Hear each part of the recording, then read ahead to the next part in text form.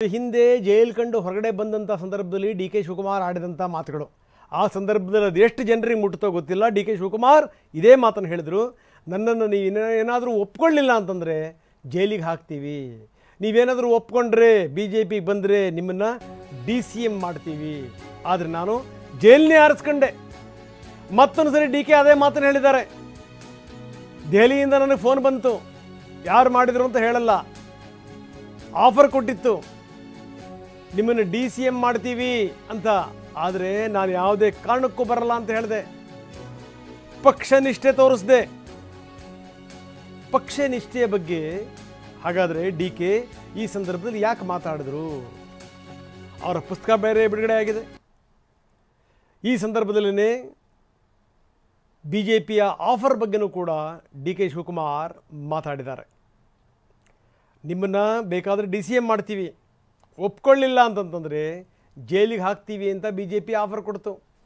ನಾನು ಪಕ್ಷ ನಿಷ್ಠೆಯನ್ನು ತೋರಿಸ್ದೆ, ಜೈಲಿಗೆ ಹೋದೆ, ಜೈಲನ್ನ ಆರಿಸ್ಕೊಂಡೆ ನಾನು. ಈ ಸಂದರ್ಭದಲ್ಲಿ ಡಿ ಕೆ ಶಿವಕುಮಾರ್ ಮಾತಾಡಲಿಕ್ಕೆ ಹಲವಾರು ಕಾರಣಗಳಿವೆ. ಪುಸ್ತಕ ಬಿಡುಗಡೆ ಅನ್ನುವಂಥದ್ದು ನೆಪ.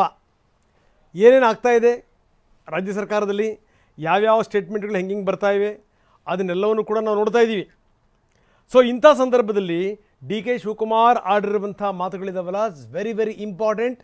ಡಿ ಕೆ ಈ ಮಾತುಗಳನ್ನು ಆಡಲಿಕ್ಕೂ ಕೂಡ ಬಹಳಷ್ಟು ಅರ್ಥ ಇದೆ. ಹಾಗಾದರೆ ಡಿ ಕೆ ಶಿವಕುಮಾರ್ ನಿನ್ನೆ ಏನು ಮಾತಾಡಿದ್ದಾರೆ ಬನ್ನಿ ನೋಡೋಣ. ನನಗೆ ನನ್ನ ಒತ್ತಡಕ್ಕೆ ಅವರು ಒಂದು ಘಟನೆ ಹೇಳ್ತಾ ಇದ್ರು. ಪಕ್ಷದ ಕೆಲ ಶಾಸಕರು ಹೋದಾಗ ಬಾಂಬೆ ವಿಚಾರ ಬಂತಾ ಇದ್ರು. ಬಾಂಬೆಕಿನ್ನ ವಿಚಾರ ನಾನು ಕನಕಪುರದಲ್ಲಿದೆ, ಕೆಲವು ನಮ್ಮ ಸ್ನೇಹಿತರು ಇಲ್ಲಿದ್ದಾರೆ, ಅವ್ರಿಗೆ ಗೊತ್ತು. ಓಡಿ ಓಡಿ ಓಡಿ ಬಂದೆ. ಅಸೆಂಬ್ಲಿ ಇಲ್ಲಿ 10 ಜನ ಹೋಗಿ ಸ್ಪೀಕರ್ಗೆ ರೆಸಿಗ್ನೇಷನ್ ಕೊಡಕ್ ಹೋಗಿದ್ರು. ಓಡ್ ಬಂದೆ ನಾನು ಕನಕಪುರದಲ್ಲಿದ್ದಾಗ. ಬಂದು ಒಂದು 5-6 ಜನ ಶಾಸಕರನ್ನ ವಾಪಸ್ ಕರ್ಕೊಂಡು ಬಂದೆ ನನ್ನ ಕ್ವಾರ್ಟರ್ಸ್ಗೆ. ಕರ್ಕೊಂಡು ಬಂದಾಗ ನನಗೆ ದೆಹಲಿಯಿಂದ ಫೋನ್ ಬಂತು. ಬಿಜೆಪಿಯಿಂದ ಯಾರಿಂದ ಬಂತು ನಾ ಹೆಸರು ಹೇಳಕ್ ಬೇಡ. ಈಗ ನಾನು ಯಾರೊಬ್ಬ ಇನ್ಕಮ್ ಟ್ಯಾಕ್ಸ್ ಆಡಿಟರ್ ಕೈಲಿ ಫೋನ್ ಮಾಡಿ ಅವ್ರ ಫೋನಿಂದ ನನಗೆ ಮಾತಾಡ್ಸೋದು. ನನ್ನ ತಮ್ಮನೂ ನನ್ನ ಜೊತೆಯಲ್ಲಿದ್ದ. ಒಬ್ಬ DG ಇದ್ದ ಇಲ್ಲಿ, ಅವನು ಮಾತಾಡ್ದ. ಹೇಳ್ತಾ ಇದ್ದಾರೆ ಡೆಲ್ಲಿಯಿಂದ ಇನ್ನೊಂದು ಫೋನಲ್ಲಿದ್ದಾನೆ, ನೀವು ಡೆಪ್ಟಿ CM ಆಯ್ತೀರಾ ಇಲ್ಲ ಜೈಲಿಗೆ ಹೋಗ್ತೀರಾ, ಎರಡರಲ್ಲಿ ಒಂದು ಆಯ್ಕೆ ಮಾಡಬೇಕು, ಅವ್ರನ್ನ ವಾಪಸ್ ಕಳಿಸಿರೋ ಅಂತೇಳಿ. ಸೊ ನಾನು ನನ್ನ ತಮ್ಮ ಇದ್ದು ಏನ್ ಮಾಡ್ತೀರಿ, ಪಕ್ಷದ ನಿಷ್ಠೆ. ಬಹಳ ಚಿಕ್ಕ ವಯಸ್ಸಿನಲ್ಲೇ ರಾಜೀವ್ ಗಾಂಧಿ ಅವರು ನನ್ನನ್ನ ಒಂದು ಅಸೆಂಬ್ಲಿ ಟಿಕೆಟ್ ಕೊಟ್ಟಿದ್ರು, ಮಂತ್ರಿ ಮಾಡಿದ್ರು, ಬಂಗಾರಪ್ಪ ನನಗೆ ಸಹಕಾರ ಮಾಡಿದ್ರು. ಇಲ್ಲಿವರೆಗೂ ಬೆಳ್ಕೊಂಡು ಬಂದಿದ್ದೀನಿ. ನಾನು prefer a jail than becoming a deputy chief minister. So ಅವತ್ತು ಆಗ್ಬೋದಾಗಿತ್ತು, ಇನ್ನೇನೇನ್ ಆಗ್ತಿತ್ತೋ ರಾಜಕೀಯ ಗೊತ್ತಿಲ್ಲ. ನಾನು ನನ್ನಂದಂತ ಪಕ್ಷದ ಕಾರ್ಯಕರ್ತರು ಸಿದ್ಧಾಂತ ಬೆಳೆದುವಂತ ಹಾದಿ ಇವೆಲ್ಲ ಕೂಡ ನೀವು ಹೇಳ್ದಂಗೆ ಜಾತ್ಯತೀತ ತತ್ವ ಇವನ್ನೆಲ್ಲ ಕೂಡ ಇವತ್ತು ಮಾಡ್ಕೊಂಡು ಬಂತು. ಬಾಂಬೆ ವಿಚಾರ ಬಂತಾ ಇತ್ತು. ಬಾಂಬೆಕಿನ್ನ ವಿಚಾರ ನಾನು ಕನಕಪುರದಲ್ಲಿದೆ, ಕೆಲವು ನಮ್ಮ ಸ್ನೇಹಿತರು ಇಲ್ಲಿದ್ದಾರೆ, ಅವ್ರಿಗೆ ಗೊತ್ತು. ಓಡಿ ಓಡಿ ಓಡಿ ಬಂದೆ. ಅಸೆಂಬ್ಲಿ ಇಲ್ಲಿ 10 ಜನ ಹೋಗಿ ಸ್ಪೀಕರ್ಗೆ ರೆಸಿಗ್ನೇಷನ್ ಕೊಡಕ್ ಹೋಗಿದ್ರು. ಓಡ್ ಬಂದೆ ನಾನು ಕನಕಪುರದಲ್ಲಿದ್ದಾಗ. ಬಂದು ಒಂದು 5-6 ಜನ ಶಾಸಕರನ್ನ ವಾಪಸ್ ಕರ್ಕೊಂಡು ಬಂದೆ ನನ್ನ ಕ್ವಾರ್ಟರ್ಸ್ಗೆ. ಕರ್ಕೊಂಡು ಬಂದಾಗ ನನಗೆ ದೆಹಲಿ. ಸೊ ಇದು ಸಂಗತಿ. ಹಿಂದಿನ ದಿನಗಳನ್ನು ಮೆಲುಕು ಹಾಕಿ ನೋಡಿದಂಥ ಸಂದರ್ಭದಲ್ಲಿ ಅಹಮದ್ ಪಟೇಲ್ ಚುನಾವಣೆ ನಿಂತಿದ್ರಲ್ಲ, ಆ ಸಂದರ್ಭದಲ್ಲಿ ಏನಾಯಿತು, ಆ ಸಂದರ್ಭದಲ್ಲಿ ಎಷ್ಟು ಜನ ಅಲ್ಲಿಂದ ಬೆಂಗಳೂರಿಗೆ ಬಂದಿದ್ದರು, ಬೆಂಗಳೂರಿಗೆ ಬಂದಿರುವಂಥವ್ರು ಅಂದರೆ ಕರ್ನಾಟಕಕ್ಕೆ ಬಂದಿರುವಂಥವ್ರಿಗೆ ಆಶ್ರಯ ಕೊಟ್ಟಂಥವ್ರು ಯಾರು, ಅದಾದ ಮೇಲೆ ಎಷ್ಟರ ಮಟ್ಟಿಗೆ ಡಿ ಕೆ ಶಿವಕುಮಾರ್ ವಿರುದ್ಧ ಕೋಪ ತಿರುಗ್ತು, ಇವೆಲ್ಲ ಸಂಗತಿಗಳು, ಬಹಳಷ್ಟು ಸಂಗತಿಗಳಿದೆ. ಹೀಗಾಗಿ ಏನು ಅಂತಂದರೆ ನಿನ್ನೆ ಡಿ ಕೆ ಜೀವನಗಾಥೆಯ ಪುಸ್ತಕ ಎ ಸಿಂಬಲ್ ಆಫ್ ಲಾಯಲ್ಟಿ ಬಿಡುಗಡೆಯಾಗಿದೆ. ಆ ಬಿಡುಗಡೆ ಸಂದರ್ಭದಲ್ಲಿ ಡಿ ಕೆ ಶಿವಕುಮಾರ್ ಸಾಕಷ್ಟು ಮಾತಾಡಿದ್ದಾರೆ. ಏನೇನು ಹೇಳಿದ್ರು ಬನ್ನಿ ನೋಡ.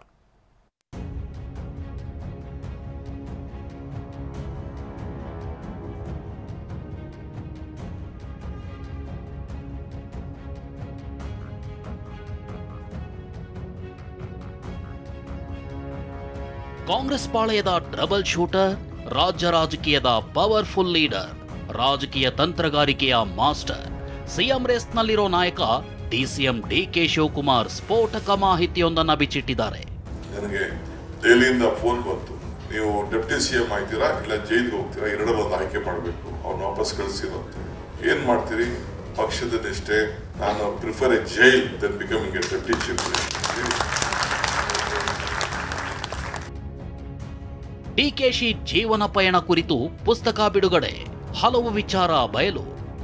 ಬೆಂಗಳೂರಿನ FKCCI ಸಭಾಂಗಣದಲ್ಲಿ ನಿನ್ನೆ ಡೈರೆಕ್ಟರ್ KM ರಘು ಅವರು ರಚಿಸಿರುವ ಡಿಕೆಶಿ ಅವರ ಜೀವನ ಕುರಿತ a symbol of loyalty DK Shivakumar ಪುಸ್ತಕ ಲೋಕಾರ್ಪಣೆಯಾಯಿತು. ಈ ಪುಸ್ತಕ ಬಿಡುಗಡೆ ಮಾಡಿದ ಡಿಕೆಶಿ ಹಲವು ಸ್ಫೋಟಕ ವಿಚಾರ ಬಿಚ್ಚಿಟ್ಟಿದ್ದಾರೆ. 2019ರಲ್ಲಿ ಕಾಂಗ್ರೆಸ್ ಜೆಡಿಎಸ್ ಸಮ್ಮಿಶ್ರ ಸರ್ಕಾರದ ಅವಧಿಯಲ್ಲೇ ಡಿಕೆಶಿ ಅವರನ್ನ ಬಿಜೆಪಿಗೆ ಸೆಳೆಯೋ ಪ್ರಯತ್ನಗಳಾಗಿದ್ವು. ಇದನ್ನ ಸ್ವತಃ ಡಿಕೆ ಶಿವಕುಮಾರ್ ಅವರೇ ಈಗ ಬಹಿರಂಗಪಡಿಸಿದ್ದಾರೆ. ಡಿಸಿಎಂ ಬೇಕೋ ಜೈಲು ವಾಸ ಬೇಕೋ, ಬಿಜೆಪಿಯಿಂದ ಬಂದಿತ್ತು ಆಫರ್. ಪಕ್ಷ ನಿಷ್ಠೆಗಾಗಿ ಜೈಲು ವಾಸ ಆಯ್ಕೆ ಮಾಡಿಕೊಂಡಿದ್ದೆ, ಸತ್ಯ ಬಿಚ್ಚಿಟ್ಟ ಬಂಡೆ. ಬೆಂಗಳೂರಿನ 3 ಕಾಂಗ್ರೆಸ್ ಶಾಸಕರು ಸೇರಿ ಹಲವು ಮಂದಿ ಕಾಂಗ್ರೆಸ್ಗೆ ರಾಜೀನಾಮೆ ಕೊಟ್ಟು ಬಿಜೆಪಿ ಕಡೆ ಮುಖ ಮಾಡಿದ್ರು.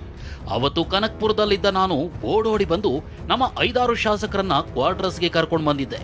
ಆಗ ದೆಹಲಿಯಿಂದ ನನಗೆ ಫೋನ್ ಬಂದಿತ್ತು. ಇನ್ಕಮ್ ಟ್ಯಾಕ್ಸ್ ಆಡಿಟರ್ ಇಂದ ಫೋನ್ ಮಾಡಿ ಮಾತನಾಡಿಸಿದ್ರು. ಅಲ್ಲೊಬ್ಬ ಡಿಜಿ ಕೂಡ ಇದ್ದ. ಅವನು ಮಾತನಾಡ್ದ, ಡಿಸಿಎಂ ಆಗ್ತೀರಾ ಅಥವಾ ಜೈಲಿಗೆ ಹೋಗ್ತೀರಾ, ಎರಡರಲ್ಲಿ ಒಂದು ಆಯ್ಕೆ ಮಾಡಬೇಕು ಅಂತ. ಜೊತೆಗಿದ್ದ ಶಾಸಕರನ್ನ ವಾಪಸ್ ಕಳಿಸೋಕೆ ಹೇಳಿದ್ರು. ಆದ್ರೆ ನಾನು ಪಕ್ಷ ನಿಷ್ಠೆಗಾಗಿ ಡಿಸಿಎಂ ಬೇಡ ಅಂತ ಜೈಲು ವಾಸವನ್ನೇ ಆಯ್ಕೆ ಮಾಡಿಕೊಂಡೆ. ನಾನು ಮನಸ್ಸು ಮಾಡಿದ್ರೆ ಅಂದೇ ಡಿಸಿಎಂ ಆಗಬಹುದಿತ್ತು ಅಂತ ಡಿಕೆಶಿ ರಹಸ್ಯ ಬಿಚ್ಚಿಟ್ಟಿದ್ದಾರೆ. ಬಾಂಬೆ ವಿಚಾರ ಬಂತಾ ಇದ್ರು. ಬಾಂಬೆಕಿನ್ನ ವಿಚಾರ ನಾನು ಕನಕಪುರದಲ್ಲಿದೆ. ಕೆಲವು ನಮ್ಮ ಸ್ನೇಹಿತರು ಇಲ್ಲಿದ್ದಾರೆ, ಅವ್ರಿಗೆ ಗೊತ್ತು. ಓಡಿ ಬಂದೆ. ಅಸೆಂಬ್ಲಿ ಇಲ್ಲಿ 10 ಜನ ಹೋಗಿ ಸ್ಪೀಕರ್ಗೆ ರೆಸಿಗ್ನೇಷನ್ ಕೊಡಕ್ ಹೋಗಿದ್ರು. ಬಂದೆ ನಾನು ಕನಕಪುರದಲ್ಲಿದ್ದಾಗ. ಬಂದು ಒಂದು 5-6 ಜನ ಶಾಸಕರನ್ನ ವಾಪಸ್ ಕರ್ಕೊಂಡು ಬಂದೆ. ನನ್ನ ಕ್ವಾರ್ಟರ್ಸ್ಗೆ ಕರ್ಕೊಂಡು ಬಂದಾಗ ನನಗೆ ದೆಹಲಿಯಿಂದ ಫೋನ್ ಬಂತು. ಬಿಜೆಪಿಯಿಂದ ಯಾರಿಂದ ಬಂತು ನಾನು ಹೆಸರು ಬೇಡ. ಇಲ್ಲ, ನಾನು ಯಾರೊಬ್ಬ ಇನ್ಕಮ್ ಟ್ಯಾಕ್ಸ್ ಆಡಿಟರ್ ಕೈಲಿ ಫೋನ್ ಮಾಡಿ ಅವ್ರ ಫೋನಿಂದ ನನಗೆ ಮಾತಾಡ್ಸೋದು. ನನ್ನ ತಮ್ಮನೂ ನನ್ನ ಜೊತೆ ಇಲ್ಲಿದ್ದ. ಒಬ್ಬ DG ಇದ್ದ ಇಲ್ಲಿ, ಅವನು ಮಾತಾಡ್ದ. ಹೇಳ್ತಾ ಇದ್ದಾರೆ ಡೆಲ್ಲಿಯಿಂದ ಇನ್ನೊಂದು ಫೋನಲ್ಲಿದ್ದಾನೆ, ನೀವು ಡೆಪ್ಟಿ CM ಆಗ್ತೀರಾ ಇಲ್ಲ ಜೈಲಿಗೆ ಹೋಗ್ತೀರಾ, ಎರಡರಲ್ಲಿ ಒಂದು ಆಯ್ಕೆ ಮಾಡಬೇಕು, ಅವ್ನು ವಾಪಸ್ ಕಳಿಸಿರೋ ಅಂತೇಳಿ. ಸೊ ನಾನು ನನ್ನ ತಮ್ಮ ಇದ್ದು ಏನು ಮಾಡ್ತೀರಿ, ಪಕ್ಷದ ನಿಷ್ಠೆ. ಬಹಳ ಚಿಕ್ಕ ವಯಸ್ಸಿನಲ್ಲೇ ರಾಜೀವ್ ಗಾಂಧಿ ಅವರು ನನ್ನನ್ನು ಒಂದು ಅಸೆಂಬ್ಲಿ ಟಿಕೆಟ್ ಕೊಟ್ಟಿದ್ರು, ಮಂತ್ರಿ ಮಾಡಿದ್ರು, ಬಂಗಾರಪ್ಪ ನನಗೆ ಸಹಕಾರ ಮಾಡಿದ್ರು. ಇಲ್ಲಿವರೆಗೂ ಬೆಳ್ಕೊಂಡು ಬಂದಿದ್ದೀನಿ. ನಾನು prefer a jail than becoming a deputy chief minister. So ಅವತ್ತು ಆಗ್ಬೋದಾಗಿತ್ತು, ಇನ್ನೇನೇನು ಆಗ್ತಿತ್ತೋ ರಾಜಕೀಯ ಗೊತ್ತಿಲ್ಲ. ಮುಂದಿನ 8-10 ವರ್ಷ ಮಾತ್ರ ನನ್ನ ರಾಜಕಾರಣ, ರಾಜಕೀಯದಲ್ಲಿ ಯಾವುದೂ ನಿಂತ ನೀರಲ್ಲ ಎಂದ DK. A symbol of loyalty ಪುಸ್ತಕದಲ್ಲಿ ನನ್ನ ಬದುಕಿನ 99% ಅಂಶಗಳು ಸತ್ಯ ಇವೆ ಅಂತ ತಿಳಿಸಿದ ಡಿಕೆಶಿ, ರಾಜಕೀಯದಲ್ಲಿ ಯಾವುದೂ ನಿಂತ ನೀರಲ್ಲ, ನಾನು ಮುಂದಿನ 8-10 ವರ್ಷ ರಾಜಕಾರಣ ಮಾಡಬಹುದು, ಹೊಸಬರಿಗೆ ಅವಕಾಶಗಳು ಸಿಗಬೇಕು ಅಂದ್ರು. 500 ಜನ ಹೊಸ ನಾಯಕರುಗಳು ಬೆಂಗಳೂರಿನಲ್ಲಿ ಮುಂದಕ್ಕೆ ಉಟ್ಕೊಳ್ತಾರೆ, ಅವಕಾಶ ಸಿಗ್ಬೇಕು. ಈಗ ನನಗೂ ಆಯ್ತು, 63 ಆಯ್ತು. ಎಷ್ಟು ದಿನ ನಾವು ರಾಜಕಾರಣ ಮಾಡೋಕ್ಕಾಗ್ತದೆ? 8-10 ವರ್ಷ ಮಾಡ್ಬೋದಷ್ಟೇ. ಹೊಸಬ್ರಿಗೆ ಅವಕಾಶ ಬರ್ಬೇಕು. ನಮಗೆಲ್ಲ ಸಿಗ್ತಲ್ಲ ಯಂಗ್ಸ್ಟರ್ಸ್ಗೆ. ನಾನು ದೇವೇಗೌಡರ ಕುಟುಂಬದ ವಿರುದ್ಧವಾಗಿ ರಾಜಕಾರಣ ಮಾಡಿದ್ದೀನಿ, ಆದ್ರೆ ಪಕ್ಷದ ನಿಷ್ಠೆಗಾಗಿ ನಾನು ಕುಮಾರಸ್ವಾಮಿ ಜೊತೆಗೂ ಕೈ ಜೋಡಿಸಿದ್ದೀನಿ. ನನ್ನ ವಿರೋಧಿಗಳು ಕತೆ ಕಟ್ಟಿ ಆರೋಪ ಮಾಡ್ತಾರೆ, ಆದ್ರೆ ನಾನು ಅದನ್ನು ಸ್ವಾಗತಿಸ್ತೀನಿ ಅಂತ ಹೇಳಿದ್ರು. ನಾನು ಯಾರು 30-40 ವರ್ಷ ಪ್ರಬಲವಾಗಿ ವಿರೋಧ ಮಾಡ್ಕೊಂಡು ಬಂದಿದ್ದೀನಿ, ದೇವೇಗೌಡರ ಕುಟುಂಬಕ್ಕೆ ವಿರೋಧ ಮಾಡ್ಕೊಂಡು ಬಂದಿದ್ದೀನಿ, ಅವ್ರ ಮೇಲೆ ನಿಂತಿದ್ದೀನಿ. ಅವ್ರು ಏನೇನು ನಮ್ಮ ಮೇಲೆ ತೊಂದರೆ ಕೊಟ್ಟಿದ್ದಾರೆ, ಕೇಸ್ಗಳು ಹಾಕ್ತಿದ್ದಾರೆ. ಕೊನೆಗೆ ನಾನೇ ಹೋಗಿ ನಮ್ಮ ನೀವು ಹೇಳ್ದಂಗೆ ಸೆಕ್ಯುಲರ್ ಔಟ್ಲುಕ್ಕೋಸ್ಕರ ನಮ್ಮ ಪಕ್ಷ ಹೇಳ್ತು ಅನ್ನೋ ದೃಷ್ಟಿಯಿಂದ ನಾನೇ ಕುಮಾರಸ್ವಾಮಿ ಕೈಯನ್ನು ಕೂಡ ಎತ್ತಬೇಕಾದಂಥ ಒಂದು ಅನಿವಾರ್ಯತೆ ಈ ರಾಜ್ಯದಲ್ಲಿ ಬಂದದ್ದನ್ನು ಕೂಡ ನನ್ನ ಮನಸ್ಸಿಗೆ ಒಪ್ತೋ ಇಲ್ಲೋ ಅದು ಬೇರೆ ವಿಚಾರ. ಆದರೆ ಪಕ್ಷದ ನಿಷ್ಠೆಗೆ, ಪಕ್ಷದ ಒಬ್ಬ ನಾಯಕರ ಆದೇಶಕ್ಕೆ ಮಾಡಿದ್ದೇನೆ. RSS ಬಗ್ಗೆ ನಾನು ಸದನದಲ್ಲಿ ಮಾತನಾಡಿದ್ದೆ. ನನಗೆ ಯಾರು ಕ್ಷಮಾಪಣೆ ಕೇಳು ಅನ್ನಲಿಲ್ಲ ಎಂದ DCM. RSS ಹಾಡು ಹೇಳಿದ್ದನ್ನ ವಿವಾದ ಮಾಡಿದ್ದರ ಬಗ್ಗೆ ಪ್ರತಿಕ್ರಿಯಿಸಿದ ಡಿಕೆಶಿ, RSS ಬಗ್ಗೆ ನಾನು ಸದನದಲ್ಲಿ ಮಾತನಾಡಿದ್ದಕ್ಕೆ ನನಗೆ ಯಾರು ಕ್ಷಮಾಪಣೆ ಕೇಳು ಅನ್ನಲಿಲ್ಲ. ನನ್ನ ಕಾರ್ಯಕರ್ತರಿಗೆ ನೋವಾಗಬಾರ್ದು ಅಂತ ಕ್ಷಮೆ ಕೇಳಿದೆ. ನೀರಿನ ಮೇಲಿನ ಹೆಜ್ಜೆ ಅನ್ನೋ ನನ್ನ ಜೀವನ ಮತ್ತೊಂದು ಪುಸ್ತಕ ನವೆಂಬರ್ 6ಕ್ಕೆ ಬಿಡುಗಡೆಯಾಗಲಿದೆ. CM ಸಿದ್ದರಾಮಯ್ಯ ಅವರೇ ಇದನ್ನ ಬಿಡುಗಡೆ ಮಾಡಲಿದ್ದಾರೆ ಅಂತ ಡಿಕೆಶಿ ತಿಳಿಸಿದ್ರು. ನಾನು ಏನೋ ಒಂದು ಸಣ್ಣದಾಗೆ ಅಸೆಂಬ್ಲಿಯಲ್ಲಿ ಅಶೋಕಂಗೆ RSS ಬಗ್ಗೆ ನನಗೂ ಸ್ವಲ್ಪ ಕಲ್ತಿದ್ದೀನಪ್ಪ. ನನಗೆ ಬೇಕಾದಷ್ಟು ಟೀಕೆಗಳು ಬೇಕಾದಷ್ಟೆಲ್ಲ ಬಂತು. ನಾನು ಕಲ್ತಿದ್ದೀನಿ, ಯಾವ ಪಾರ್ಟಿ ಏನೇನು ಎತ್ತ ಫಿಲಾಸಫಿ ಎಲ್ಲ ಕೂಡ ಕಲ್ತಿದ್ದೀನಿ. ಆದ್ರೂ ನಾನೇನು ಬೇಜಾರು ಮಾಡ್ಕೊಳ್ಳ. ನನಗೆ ಯಾರು ನೀನು ಕ್ಷಮಾಪಣೆ ಕೇಳು ಅಂತಲೂ ಕೇಳಲಿಲ್ಲ ನನಗೆ. ಇನ್ನು ಒಬ್ಬ ಧರ್ಮಾಧಿಕಾರಿ ಭಾಷಣದಿಂದ ಪ್ರಭಾವಿತನಾಗಿ ನಾನು ಸಂಸ್ಕೃತ ಕಲ್ತಿದ್ದೀನಿ ಅಂತ ಹೇಳಿದ ಡಿಕೆ ಶಿವಕುಮಾರ್ ಕಾರ್ಯಕ್ರಮದಲ್ಲೂ ಶ್ಲೋಕ ಪಠಿಸಿ ಸಭಿಕರಿಂದ ಚಪ್ಪಾಳೆಗಿಟ್ಟಿಸಿದ್ರು. ಪಿತಾಸಿ ಲೋಕಸ್ಯ ಚರಾಚರಸ್ಯ ತಮಸ್ಯ ಪೂಜಸ್ಯ ಗುರುಗರಿಣಾಂ ನ ತತ್ಸಂಭವೇ ಅಭ್ಯತಿಕಃ ಕೃತೋನ್ಯಃ ಲೋಕತ್ರಯೇಪಿ ಪ್ರತಿಪಪ್ರವಾಹಃ ತ್ವಮಾದಿದೇವಃ ಪುರುಷ ಪುರಾಣಃ ತಮಸ್ಯ ವಿಶ್ವಸ್ಯ ಪರಂ ನಿಧಾನಂ ವೇತಾಸಿ ವೇದಂ ಚ ಪರಂ ಚ ಧಾಮ ತ್ವಯಾ ತತಂ ವಿಶ್ವಂ ಅನಂತ ರೂಪಂ ಅಂತೇಳಿ ಕೃಷ್ಣ ರೂಪವನ್ನು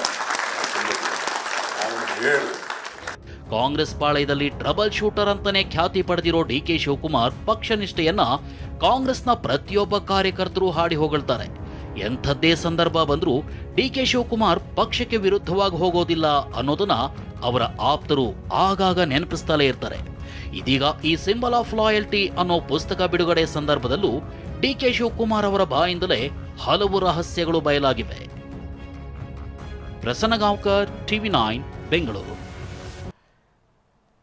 ನೋಡಿ, ಸುದೀರ್ಘವಾಗಿ ತೋರಿಸಿದ್ವಿ ನಾವು ನಿನ್ನೆ ನಡೆದಂಥ ಘಟನಾವಳಿಗಳೇನು, ಜೊತೆಗೆ ಡಿ ಕೆ ಶಿವಕುಮಾರ್ ಯಾವ್ಯಾವ ಮಾತನಾಡಿದ್ರು ಅಂತ. ಬನ್ನಿ, ಹರೀಶ್ ನಮ್ಮ ಜೊತೆಗೆ ಈಗ ನೇರ ಸಂಪರ್ಕದಲ್ಲಿದ್ದಾರೆ. ಹರೀಶ್, ಭಾಳ ಗಮನಿಸಬೇಕಾದಂಥ ಸಂಗತಿ, ನಾವೆಲ್ಲ ಹಿಂದೆ ಓದುವಂಥ ಸಂದರ್ಭದಲ್ಲಿ ಈ ಮಾತನ್ನು ಯಾರು ಯಾರಿಗೆ ಹೇಳಿದರು ಅನ್ನುವಂಥ ಪ್ರಶ್ನೆಗಳು ಕೂಡ ಇರ್ತಾ ಇತ್ತು.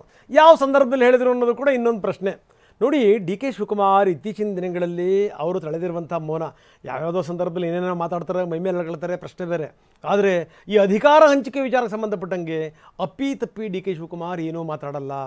ಕೊನೆಗಂತೂ ಮೊನ್ನೆ ನೇರವಾಗಿ ಹೇಳಿಬಿಟ್ರು, ಆ ಬದಲಾವಣೆ ಅನ್ನುವಂಥದ್ದು ಪ್ರಶ್ನೆನೇ ಇಲ್ಲ ಅನ್ನೋದ್ರ ಮುಖಾಂತರ ಡಿ ಕೆ ಶಿವಕುಮಾರ್, ನಾವು ನೋಡಿದಂಥ ಡಿ ಕೆ ಶಿವಕುಮಾರ್ ಇವರೇನಾ ಅನ್ನುವಂಥ ಪ್ರಶ್ನೆ ಕೂಡ ಅತ್ಯಂತ ಸಹಜವಾಗಿ ಎದ್ದುಬಿಡ್ತು ನಮಗೆ. ಅಷ್ಟರ ಮಟ್ಟಿಗೆ ಡಿ ಕೆ ಶಿವಕುಮಾರ್ ಬದಲಾಗಿದ್ದಾರೆ ಅಥವಾ ಸುಮ್ಮನೆ ಬದಲಾವಣೆಯನ್ನು ತೋರಿಸ್ಕೊಳ್ತಾ ಇದ್ದಾರೆ, ಅದೆಲ್ಲ ಪ್ರಶ್ನೆ. ಈಗ ವಿಷಯಕ್ಕೆ ಬರೋಣ. ಯಾವ ಕಾರಣದಿಂದ ನಿನ್ನೆ ಇಂಥ ಸಂದರ್ಭದಲ್ಲಿ ಪುಸ್ತಕ ಬಿಡುಗಡೆ ಆಯಿತು? ಯಾವ ಸಂದರ್ಭದಲ್ಲಿ ವೇದಿಕೆಯಲ್ಲಿ ನಿಂತು ಡಿ ಕೆ ಶಿವಕುಮಾರ್ ಇಷ್ಟೆಲ್ಲ ಮಾತು ಹೇಳಿದರು? ಇದು ಈ ಮುಖಾಂತರ ಯಾವ ಸಂದೇಶವನ್ನು ಯಾರಿಗೆ ರವಾನಿಸುವಂಥ ಪ್ರಯತ್ನವನ್ನು ಡಿ ಕೆ ಶಿವಕುಮಾರ್ ಮಾಡಿದರು? ಅದು ಇಂಪಾರ್ಟೆಂಟ್. ಹರೀಶ್, ಏನಂತೀರಿ? ಹೌದು Ranganath, DCM D K Shivakumar ಅವರು CM ಸ್ಥಾನದ ಹೊಸ್ತಿಲಲ್ಲಿ ಇದ್ದಾರೆ ಅನ್ನುವಂತಹದ್ದು ಸ್ಪಷ್ಟ. ಇಂತಹ ಸಂದರ್ಭದಲ್ಲಿ ಅನೇಕ ಸಂದೇಶಗಳನ್ನು ಅವರು ನಿನ್ನೆಯ ಕಾರ್ಯಕ್ರಮದಲ್ಲಿ ರಾಜ್ಯದ ಜನತೆಗೆ ಕೊಟ್ಟಿದ್ದಾರೆ. ಮುಖ್ಯವಾಗಿ ಯಾರ್ಯಾರಿಗೆ ಏನೇನು ಸಂದೇಶವನ್ನು ತಲುಪಿಸಬೇಕು ಅನ್ನುವಂಥ ವಿಚಾರದಲ್ಲೂ ಕೂಡ ಅವರು ಸ್ಪಷ್ಟವಾದಂತಹ ನಿಲುವನ್ನು ತೆಗೆದುಕೊಂಡಿದ್ದಾರೆ. ಇಲ್ಲಿ ಬಹು ಮುಖ್ಯವಾಗಿ ಸಿಂಬಲ್ ಆಫ್ ಲಾಯಲ್ಟಿ ಅನ್ನೋ ಒಂದು ಪುಸ್ತಕ ಡೈರೆಕ್ಟರ್ ರಘು ಅವರು ಬರೆದಿದ್ರು. ಆ ಪುಸ್ತಕ ಬಿಡುಗಡೆ ಆಗುವಂತಹ ವಿಚಾರದಲ್ಲಿ ಕಾರ್ಯಕ್ರಮದಲ್ಲಿ DCM ಡಿ ಕೆ ಶಿವಕುಮಾರ್ ಅವರು ಭಾಗಿಯಾಗಿದ್ದರು. ಈ ಹಿಂದೆ ಕೆಲವು ಚರ್ಚೆಗಳಾಗ್ತಾ ಇತ್ತು, ಇತ್ತೀಚೆಗೂ ಕೂಡ ಚರ್ಚೆ ಆಗ್ತಾ ಇತ್ತು. DCM ಡಿ ಕೆ ಶಿವಕುಮಾರ್ ಅವರು BJPಯನ್ನು ಸೇರ್ಬಿಡ್ತಾರೆ, ದೆಹಲಿಯ ನಾಯಕರುಗಳ ಜೊತೆ ಅವರು ಸಂಪರ್ಕದಲ್ಲಿದ್ದಾರೆ ಅನ್ನುವಂಥದ್ದನ್ನು BJPಯಿಂದ ಉಚ್ಚಾಟಿತರಾಗಿರ್ತಕ್ಕಂತಹ ಯತ್ನಾಳ್ ಅವರೇ ಪದೇ ಪದೇ ಈ ಒಂದು ಮಾತುಗಳನ್ನು ಹೇಳ್ತಾ ಇದ್ರು. ಜೊತೆಗೆ BJPಯಲ್ಲೂ ಕೂಡ ಅದೊಂಥರದ ಗುಸುಗುಸು ಮಾತು ಕೇಳಿ ಬರ್ತಾ ಇತ್ತು. ಇಂತಹ ಸಂದರ್ಭದಲ್ಲಿ DCM ಡಿ ಕೆ ಶಿವಕುಮಾರ್ ಅವರು ಒಂದು ಸ್ಪಷ್ಟ ಸಂದೇಶವನ್ನು ಕೊಟ್ಟಿದ್ದಾರೆ. ಎಂತೆಂತಹ ಕಷ್ಟದ ಸಂದರ್ಭದಲ್ಲಿಯೇ ನಾನು ಕಾಂಗ್ರೆಸ್ ಬಿಡಲಿಲ್ಲ, ಈಗ ಬಿಡ್ತೀನ ಅನ್ನುವಂತಹ ಸಂದೇಶ. ಅಂದರೆ ಕಾಂಗ್ರೆಸ್ ಹಾಗೂ JDS ಮೈತ್ರಿ ಆದಂತಹ ಸಂದರ್ಭದಲ್ಲಿ, ಸರ್ಕಾರ ಪತನ ಆಗುವಂತಹ ಸಂದರ್ಭದಲ್ಲಿ ಕಾಂಗ್ರೆಸ್ ಹಾಗೂ JDS ಶಾಸಕರು ರಾಜೀನಾಮೆಯನ್ನು ಕೊಟ್ಟು BJPಗೆ ಸೇರುವಂತಹ ಸಂದರ್ಭದಲ್ಲಿ DCM ಡಿ ಕೆ ಶಿವಕುಮಾರ್ ಅವರಿಗೆ ಒಂದು ಆಫರ್ ಬರುತ್ತೆ. ಜೈಲಿಗೆ ಹೋಗ್ತಿರೋ, BJP ಬರ್ತಿರೋ, BJPಗೆ ಬಂದು DCM ಆಗ್ತಿರೋ, ಈ ಒಂದು ಪ್ರಶ್ನೆ ಅಂತ ಬಂದಂಥ ಸಂದರ್ಭದಲ್ಲಿ DCM ಡಿ ಕೆ ಶಿವಕುಮಾರ್ ಅವರು ಒಂದನ್ನು ಆಯ್ಕೆ ಮಾಡ್ಕೊಳ್ತಾರೆ, ನಾನು ಜೈಲಿಗೆ ಹೋಗ್ತೇನೆ, ಕಾಂಗ್ರೆಸ್ ಪಕ್ಷವನ್ನು ಬಿಡೋದಿಲ್ಲ, ಕಾಂಗ್ರೆಸ್ ಪಕ್ಷದ ನಿಷ್ಠೆಯನ್ನು ಬಿಡೋದಿಲ್ಲ ಅನ್ನುವಂಥದ್ದನ್ನು ಅವತ್ತೇ ಅವರಿಗೆ ಉತ್ತರವನ್ನು ಕೊಟ್ಟಿರ್ತಾರೆ. ಮತ್ತು ಜೈಲಿಗೂ ಕೂಡ ಹೋಗಿ 45 ದಿವಸಗಳ ಕಾಲ ಜೈಲು ವಾಸವನ್ನು ದೆಹಲಿಯ ತಿಹಾರ್ ಜೈಲಿನಲ್ಲಿ ಕಳೆದು ಬರ್ತಾರೆ. ನಂತರ ರಾಜಕೀಯ KPCC ಅಧ್ಯಕ್ಷರು ಕೂಡ ಆಗ್ತಾರೆ, ಈಗ DCM ಕೂಡ ಆಗಿರುವಂತಹದ್ದು. ಇಂತಹ ಸಂದರ್ಭದಲ್ಲಿ ಅವರು ಒಂದು ಸ್ಪಷ್ಟ ಸಂದೇಶವನ್ನು ರವಾನಿಸಿದ್ದಾರೆ. ಎಂತಹ ಕಷ್ಟದ ಸಂದರ್ಭ ಬಂದರೂ ಕೂಡ ನಾನು ಕಾಂಗ್ರೆಸ್ ಪಕ್ಷವನ್ನು ಬಿಡೋದಿಲ್ಲ, ಮತ್ತು ಕಾಂಗ್ರೆಸ್ ಪಕ್ಷವನ್ನು ಅಧಿಕಾರಕ್ಕೋಸ್ಕರ ನಾನು ಬಿಡೋದಿಲ್ಲ, ಏನಾದರೂ ಇದ್ರೆ ನಾನು ಕಾಂಗ್ರೆಸ್ ಪಕ್ಷದಲ್ಲೇ ಇರ್ತೀನಿ ಅನ್ನುವಂತಹ ಸಂದೇಶವನ್ನು ನಿನ್ನೆ ಪುಸ್ತಕ ಬಿಡುಗಡೆ ಕಾರ್ಯಕ್ರಮದಲ್ಲಿ ಅವರು ರವಾನಿಸಿದ್ದಾರೆ. ರಂಗನಾಥ್, ಎಸ್, ಧನ್ಯವಾದ ತಮ್ಮೆಲ್ಲ ಮಾಹಿತಿಗೆ.